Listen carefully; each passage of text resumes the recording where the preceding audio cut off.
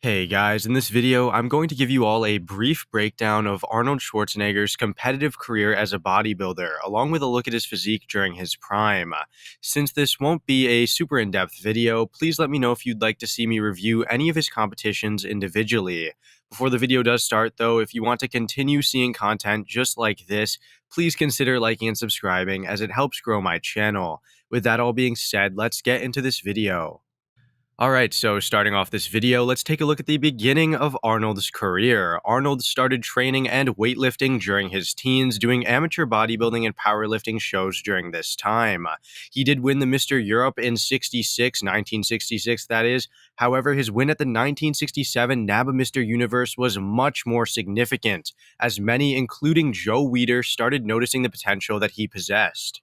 This practically placed him in the spotlight, with many fans favoring him to win the 1968 IFBB Mr. Universe. However, he ultimately came second to Frank Zane. Although Arnold was massive and presented tons of muscularity, Zane was a little bit smaller but had superior condition by far, which the judges definitely favored. Arnold knew that if he wanted to win, he really had to dial in that condition more than he ever had. With the loss still in mind, Arnold came back in 1969 with much improved condition and posing, winning the NABA Mr. Universe and the IFBB Mr. Universe Amateur, with full intentions of making a statement at the Mr. Olympia. Unfortunately for him, though, he ended up losing to arguably the most genetically gifted bodybuilder ever, Sergio Oliva, who brought a phenomenal package that year. Arnold must have been rather upset about that loss, as he came into 1970 with a bang. He won the NABA Mr. Universe once again, defeating his childhood legend Reg Park, and he also defeated Sergio Oliva at the AAU Mr. World competition. This momentum also carried over into the Olympia, where he defeated Sergio Oliva once more, winning his first Mr. Olympia. He would continue to compete only at the Mr. Olympia up until his eventual retirement. In 1971, Arnold would compete at the Mr. Olympia, however, there would be no other competitors. This is because 3 of the 4 competitors were disqualified due to them competing in other bodybuilding federations. So, with Roy Callender, Franco Colombo, and Sergio Oliva being barred from competing, Arnold took his second win without any challenge. Although there was no competition, Arnold did bring one of his best packages ever here, having a great combination of mass and condition, greatly improving upon his previous physique.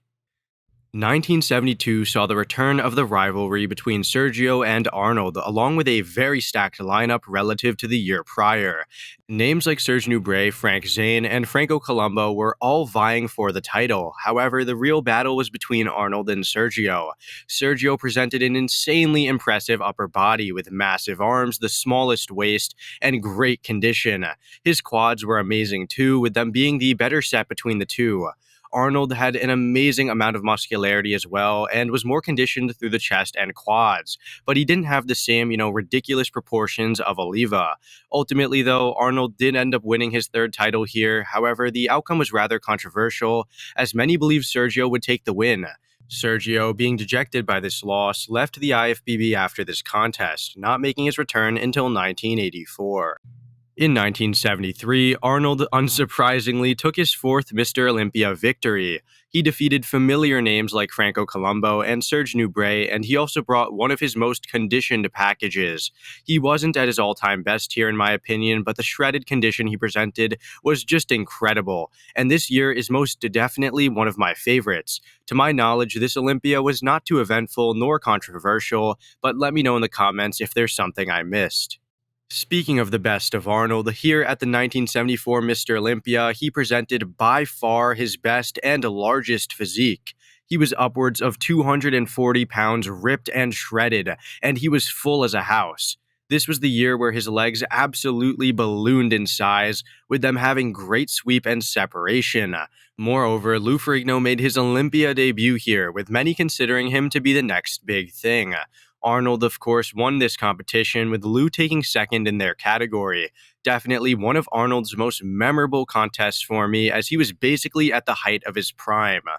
The 1975 Mr. Olympia may be one of, if not the most famous Mr. Olympia contests of all time, due to its iconic appearance in the 1977 docudrama Pumping Iron. Arnold won this event, however, he was seriously downsized from previous years due to his pursuit of an acting career. Although he was around 225 pounds, he still showcased dominating size and confident stage presence, making his win well-deserved to many. Personally, this has to be one of my favorite versions of him, not only due to the nostalgia from Pumping Iron, but also due to his proportions. He wasn't overly massive, and his solid condition and imposing upper body looked tremendous. Moreover, Serge Nubret, who had been placing rather highly in previous years, placed second to Arnold with quite possibly the most aesthetic physique on that stage. Lou Ferrigno, who took third, would retire after this event to pursue acting, returning to the stage almost 20 years later. Arnold would also announce his retirement after winning the title to continue to pursue other ventures. This may be my favorite Mr. Olympia contest featuring Arnold if it weren't for the next and the last competition that he was in. Up until this point, all of Arnold's wins were rather clear-cut, apart from maybe 1972. This would all change pretty drastically as his 1980 Mr. Olympia return would really turn heads. I've done a few videos reviewing this event, however, to briefly summarize, Arnold hastily entered this competition just one day out. He showed up and won at around 75% of his normal self, and many believe this to be by far his most controversial win of all time. His legs were clearly downsized, more so than in 1975. However, he still retained an extremely competitive upper half. If you guys want to hear more about my opinions and thoughts on this competition, I will have links to my videos on it in the description below. Ultimately, though, his win caused tons of uproar and debate within the bodybuilding community, and he finally retired after this controversial competition. So, after a competitive career that spanned about 15 years, Arnold was able to win 7 Mr. Olympias and 4 NABA Mr. Universes, along with a few other shows from earlier in his career. He had his fair share of controversial wins, disappointing losses, and dominating victories, and faced some legendary competition throughout his career. In my opinion, his 1975 Olympia win may be his most influential one of all, due to its notoriety. However, longtime bodybuilding fans may prefer his 71 or 74 physiques, where he presented a much better physical package. Overall though, guys, I hope you enjoyed this somewhat informative video. Please let me know if you'd like to see me review any of these competitions individually, and with that all being said, thanks for watching.